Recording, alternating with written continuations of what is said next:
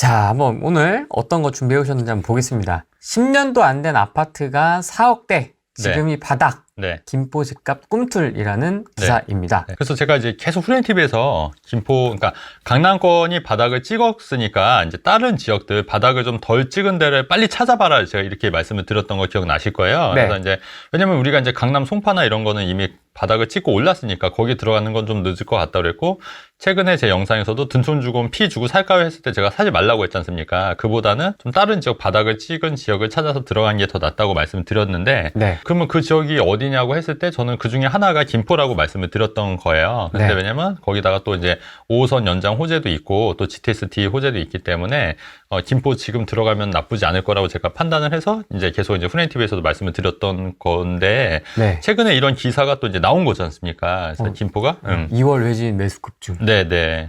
그래서 실제로 그때부터 제가 이제 아마 1월달 이때쯤에 아마 얘기했을 거예요. 1월달 이때쯤에서 좀 빨리 얘기를 했는데, 그리고 나서 이제 사람들이, 왜냐면 김포가 그동안 너무 가격이 바닥, 왜냐면 34평 새 아파트가 거의 4억대면은 거의 굉장히 싼 거예요. 4억대면 굉장히 싸고 4억대 5억대면 굉장히 싸다고 판단했기 때문에 저는 이제 굉장히 바닥이라고 판단해서 이제 말씀을 드렸는데, 그게 이제 현실화되고 또 이제 사람들이 이제 산다는 이런 기사가 이제 나오지 않습니까? 신기하네요. 신기해요? 확실히 기사가 조금 늦습니다. 제가 항상 얘기한 다음에 이제 기사가 나오는 거 이제 아실 거잖아요. 근데 이제 저는 그러니까 이게 저는 일상적이어서 사실 별로 신기하진 않고, 그냥 일상적인 거예요, 사실. 이게 또 이렇게 눈으로 네. 또 보니까 네네. 신기합니다. 그래요? 얘기 작년에 그 해뒀던 내용들 일단 이렇게 허리 그대로, 모양, 허리 네. 잘록한 이렇게 그렇죠. 콜라병 모양 같이 이렇게 된 게 있다. 그때 실판에서 네. 말씀해 주셨던 거 네. 이후로 이렇게 이제 또 기사가 네네. 그러니까 나옵니다. 그래서 그게 이제 사실 신도시 발표 나고 김포 집값이 좀 이렇게 떨어졌었거든요, 오히려. 근데 그때 오히려 떨어진 게 이제 바닥일 것 같고, 그 이후로 점진적으로 좀 오를 거라고 말씀드렸는데, 지금 이런 기사가 있고 실제로 거래가 좀 많이 되고 있어요, 김포도. 그래서 그런 거 봤을 때 좀 이제 바닥을 치고 좀 올라가지 않는데, 근데 제가 볼 때 이 김포가 더 상승을 가려면 5호선 연장 호재가 나와야 될 거예요. 근데 제가 이따 뒤에서 기사 설명드릴 건데, 예. 그게 이제 조만간 임박했다. 근데 그 임박한 이유를 제가 그 다음 기사에서 좀 그 김포랑 연관져서 좀 말씀을 드릴게요. 그래서 우리가 시장을 보려면 위에서 이렇게 다 이렇게 통찰을 해야 돼요. 위에서 통찰을 해서 이렇게 되겠다, 어떻게 되겠다, 이게 머릿속으로 다 돌아가야지 그게 현실화된 게 이게 재밌잖아요. 그렇게 돼서 시장을 예측하고 거기에 맞게 대응해야지 이제 우리가 부동산 투자로 돈을 벌 수 있다. 이런 말씀을 좀 드리는 거예요. 대표님은 위에서 통찰하는 거를 수도권을 이렇게 다 보고 계신 거예요? 그럼요. 서울 수도권 이제 기사 보면 거의 다 보고 있는 거죠. 그래요? 네. 제가 더 재밌는 얘기 해드리면 이따 뒤에서 설명드릴 건데, 제가 서울이 조정적이 해제가 됐기 때문에 지방은 더 안 좋아지고 서울 수도권으로 이제 트렌드가 바뀌었다고 제가 딱 말씀드렸던 거 기억나실 거예요. 그죠? 근데 이거 기사가 제가 준비해 왔거든요. 근데 지금 청약이나 지방 시장은 되게 안 좋아요.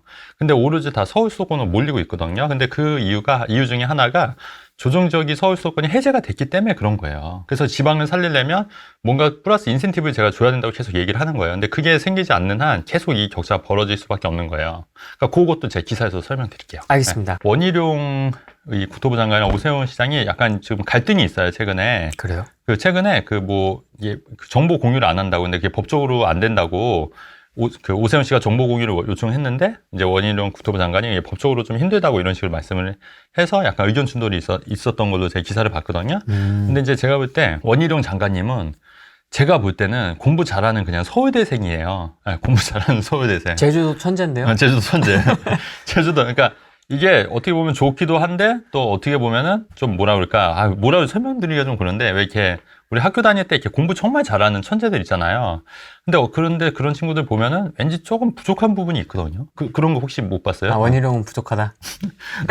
그런 거보다 이제 우리가 그리고 저도 사실 부족한 부분이 있거든요. 그러니까 한 부분에서 뛰어난 사람일수록 약점이 되게 있는 게 맞거든요. 뭐 누구나 다 그렇죠. 강약점이 있죠. 강약점이 있잖아요. 그러니까 저는 강점이 이런 시장을 통찰하는 데 강점이 있지만 또 나름 약점이 굉장히 많은 사람인 거예요, 저도. 근데 원희룡 씨도 공부를 굉장히 잘하는 그 공부 머리는 발전이 했지만, 그렇게 사회 돌아가는 거라든가 이런 거에 대해서는 조금 좀 답답한 구석이 있다는 얘기예요. 어떤 면에서 좀 그렇게 보셨어요? 음마 아파트 관련해서도, 이게 뭐 지역 이기주의다 뭐 이런 식으로 얘기를 하는 부분도 있고, 그거에 대해서, 왜냐면 그 GTS-C가 지나가는데 그걸 지역 이기주의로만 평가해서 그냥 깔아 뭉개려고만 하는 그런 정책들도 있었고, 그 다음에 최근에 지금 뭐, 이 부동산 실거래 조작하는 세력들이 굉장히 많기 때문에 이걸 다 척결해야 된다는데 사실 이것도 어떻게 보면은 가상의 적을 세워놓고 돈키호테처럼 풍차 돌아가는 가상의 적을 설정해 놓고 하는 거랑은 저는 큰 차이가 없다고 보거든요. 사실 그렇게 실거래 조작하고 하는 사람 많지가 않아요, 실제로. 근데 계약 네. 취소가 있었다고 기사를 제가 얼핏 네네. 근데 보고 그 기사 취소는 실제 거래했는데 이제 마음 변심에 의해서 계약 취소가 된 거지.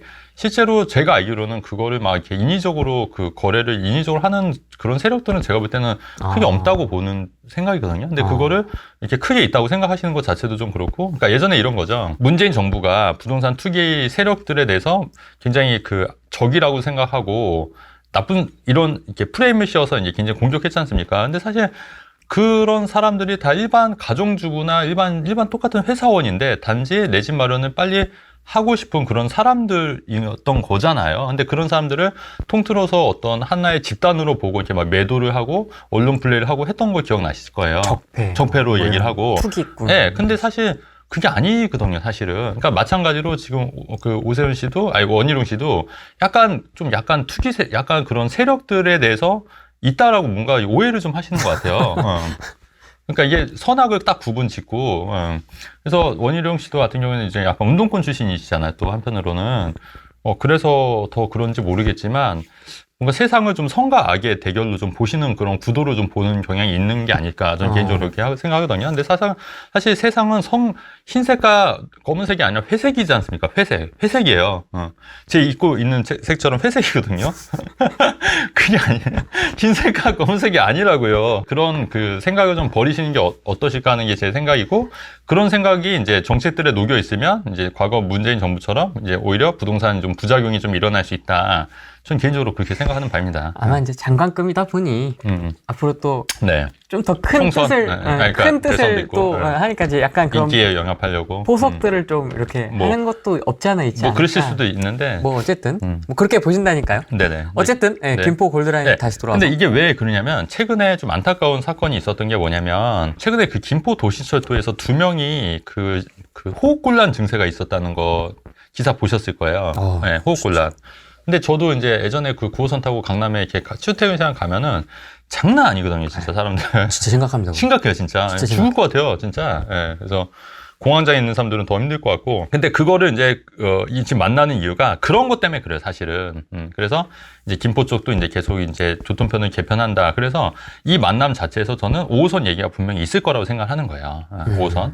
그래서 지금 5호선이 인천과 지금 그 김포랑 약간 좀 갈등이 있거든요. 그러니까 인천으로 돌아서 갈 거냐, 김포로 바로 갈 거냐. 그 논쟁 때문에 조금 이게 그렇긴 한데 어쨌든 빨리 돼야 돼요. 빨리 돼야 되고 5호선 연장이 돼서 좀 김포 분들이 좀 숨통을 트여야지 교통이 좀 좋아져야 된다. 전 개인적으로 그렇게 생각하는데 이렇게 회동하고 하는 거는 전 굉장히 좋은 방향인 것 같고 올해 안에 5호선이 확정되지 않을까.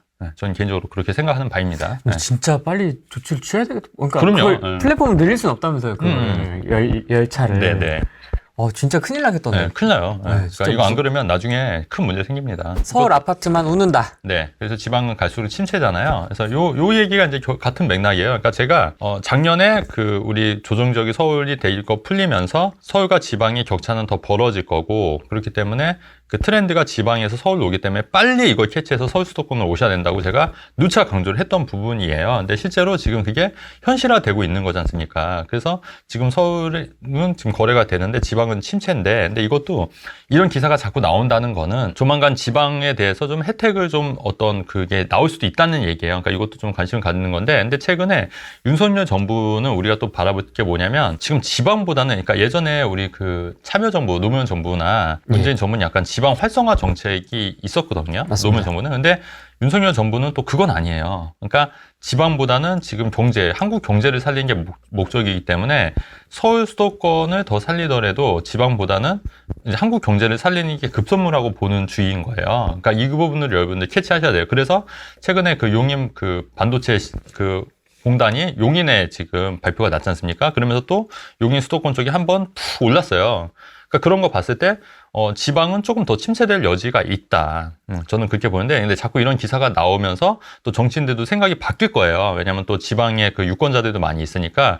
그렇다고 하면은 총선 전에는 총선이 내년이잖아요. 총선 전에는 뭔가 지방시장을 좀 살리기 위한 어떤 굵직한 정책들도 좀 나올 수 있기 때문에, 근데 그거 나오기 전까지는 당분간 서울 수도권 지방의 흐름은 좀 반대로 갈 거다. 이런 말씀을 좀 드리는 거예요.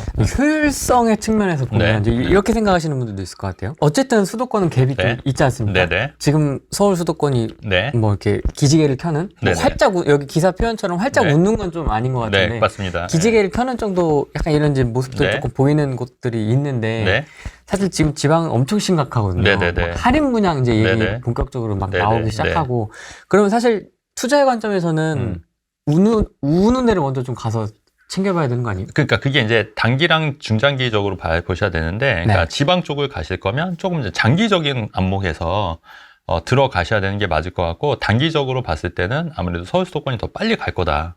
이렇게 저는 판단하고 있는 거죠. 근데 이제 내가 어차피 좀 길게 보겠다, 나는 한 3, 4년, 4, 5년 길게 보겠다. 그러면 지방시장을 들어가는 것도 전 나쁘지 않다고 봐요. 근데 이제 그 흐름은 반드시 돌아올 겁니다. 그게 언제가 될지 모르겠지만 조금 지나면 돌아오긴 할 건데, 그래도 내가 먼저 좀 이렇게 길게 봤을 때 들어간다고 하시는 건 전 오케이. 근데 그렇지 않다고 하면은 일단 지방보다는 서울 수도권, 그리고 서울 수도권에서도 아직 저평가된 데가 많이 있어요. 또 갭이 적은데 제가 이따 또 설명드릴 건데 아주 적은 갭으로도 투자할 수 있는 것들이 많이 있거든요. 그런 것들도 좀 눈여겨보시는 것도 괜찮지 않을까 생각이 되는 거죠. 지금 그래서 이것도 청약도 지금 지방은 미달이지만 서울로 다 몰리는 거예요. 왜냐하면 서울은 또 추첨제도 생겼고, 그리고 2년 보유만 해도 비과세가 되는 거니까 지금 다 서울로 몰리죠. 그러니까 지금 정책 자체가 지금 서울 수도권 사라는 거예요. 시그널이에요, 지금 정책 자체가. 그러니까 지방보다는. 그렇지 않습니까? 돈 있으면 서울 수도권 사세요, 요거거든요. 근데 이거를 역행할 필요는 없다는 얘기죠, 지금은. 그래서 이런 부분을 봤을 때 당분간 이런 같은 맥락에서 이런 기사들을 연달아서 보시면 여러분들이 훨씬 더 이해가 되실 거고, 최근에 그 양평동 거기도 지금 분양이 되게 잘 됐잖아요. 디그니티. 영등포 디그니티도 분양이 되게 잘 됐지 않습니까? 그래서 그때도 제가 이거 말씀드렸는데 이제 11억 5천이 34평, 그다음에 8억 5천이었나요? 그때 그 8억 5천 25평 그 기준이 될 거다. 요 말씀을 해서 요 기준을 갖고 우리가 또 생각을 하셔야 된다. 요 말씀도 제가 드렸던 거, 제가 안 그래도 영상 올라온 거 제가 보고 왔거든요. 그래서 그런 거 보시면서 여러분들 이제 투자 판단하시는데 도움을 받으시면 좋을 것 같습니다. 근데 여러분 한번 우리 채팅 한번 해주세요. 여러분 제가 작년부터 계속 했던 얘기가 지금 다 현실이 되고 있는 거 이제 보이시잖아요. 현실이 되는 거. 이걸 맞잖아요. 이렇게 좀 압축해서 영상을 한번 올려드려야 되나? 아무튼 이게 좀 흩어져 있어서 그런 것 같아요. 약간 그게 좀 있어요. 맞는 것들이 김포나 뭐 이런 것들이 좀 규제 풀리면 어떻게 될 것이다, 그런 게 좀 약간 묻혀 있어. 조회수가 안 나와. 다 덮여 있어. 덮여 있어가지고 좀 안타깝긴 하더라고요. 맞습니다. 이게 저도 가끔 이렇게 복귀하면서 보거든요. 오.